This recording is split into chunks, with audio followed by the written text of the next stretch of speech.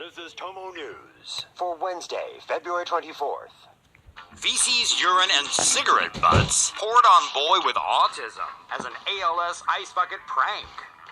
We know the ice bucket challenge is for a good cause and all, but we kind of wish the whole thing would go away. It's kind of run its course, no? Hopefully, though, ALS ice bucket pranks aren't the next big thing, as one recent prank in Ohio saw a couple of teenage jerks decide to challenge one of their classmates, a boy who happens to suffer from autism. The boy accepted, but his classmates were not exactly looking to benefit charity or being charitable when they then poured a bucket load of feces, urine, and cigarette butts all over him.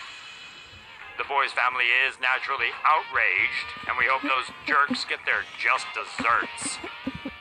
Grateful daughter teams up to scam mom out of $65,000.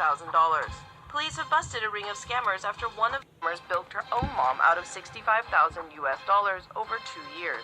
When the mother discovered that her daughter had been scamming her, she reported her daughter to the police, which led the police to discover the small group of 3 scammers. All 3, the daughter, another woman, and a 44-year-old man, have been arrested.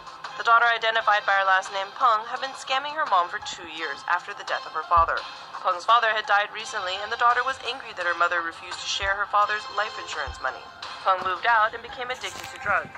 She joined the scammer couple and began targeting her own mother. Refused to share her father's life insurance money. Peng moved out and became addicted to drugs. She joined the scammer couple and began targeting her own mother. Peng convinced her mother she wanted to go back to school and asked her mom to help pay her tuition. When Peng's mother realized it was all a lie and that Peng was a drug addict, she reported her own daughter to the police. Police have found a collection of credit card numbers and CVV numbers. The group had posed as a small local health supplement company and had stolen over $100,000 from unsuspecting victims. E-cigarette battery explodes in man's pants. A vapor from Kentucky got a whole lot more than a nicotine rush when his e-cig's battery exploded in his pocket. Josh Hamilton suffered severe burns to his right thigh in the fire at a gas station in the city of Owensboro last Saturday. Hamilton's pants were lit up like the 4th of July as he waited in line to pay for some snacks. In the blink of an eye, he goes from checking his pocket for change to running out of the store, shaking his leg in a desperate attempt to douse the flames. E-cigarettes are battery-operated devices which vaporize liquid, usually containing nicotine, which users inhale. And it seems the battery was the problem here. According to the Tobacco Vapor Electronic Cigarette Association, there have been 22 similar incidents reported since 2008. The association claims users often mismatch the lithium-ion batteries in e-cigarettes to the charger, which can be dangerous. It recommends users don't put e-cigarettes in their pockets because coins can short-circuit the battery when they rub against it. Hamilton was lucky that a gas station employee was on hand with a fire extinguisher to put out the blaze. Another customer then took him to the hospital, where he was diagnosed with second-degree burns.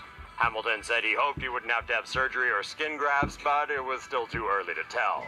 One thing's for sure, though, he won't be putting an e-cigarette in his pockets again anytime soon. Deaf man shot by deputy because he couldn't hear warnings. The shooting took place at Fry's Towing in Daytona Beach this past Saturday afternoon. 52-year-old Edward Miller and his 25-year-old son, Edward Jr., had been trying to get their truck off the impound lot the previous day but didn't have enough money. The clerk was spooked because Miller Sr. was yelling at her while wearing a gun. The police came, but Miller produced both a concealed carry license for the gun and a certification proving he was legally deaf, which is the reason for his shouting at times. The next day, the pair went to retrieve their vehicle, this time bringing the correct amount of cash. At some point, Deputy Joel Hernandez, who was there for an entirely different matter, heard what he thought was a loud shouting match and rushed over.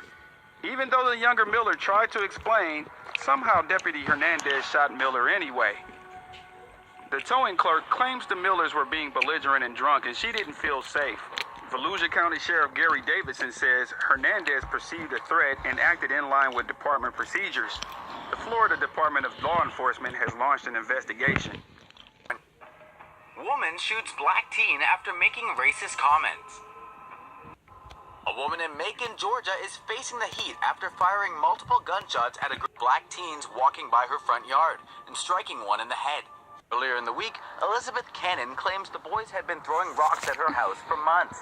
According to one of the teenagers, though, Cannon had been yelling racial slurs at them all week and accusing them of breaking into her house.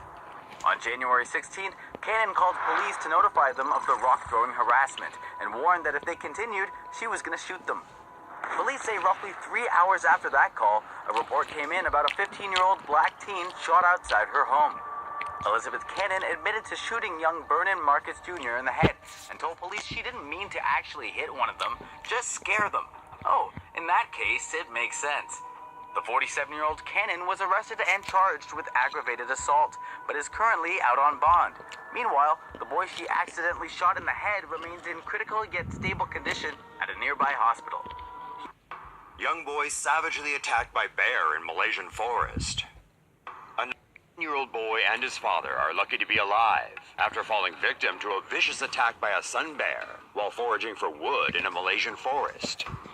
At noon on February 8th, Usap Ching and his young son Di Usap were out collecting sandalwood, but they were not alone.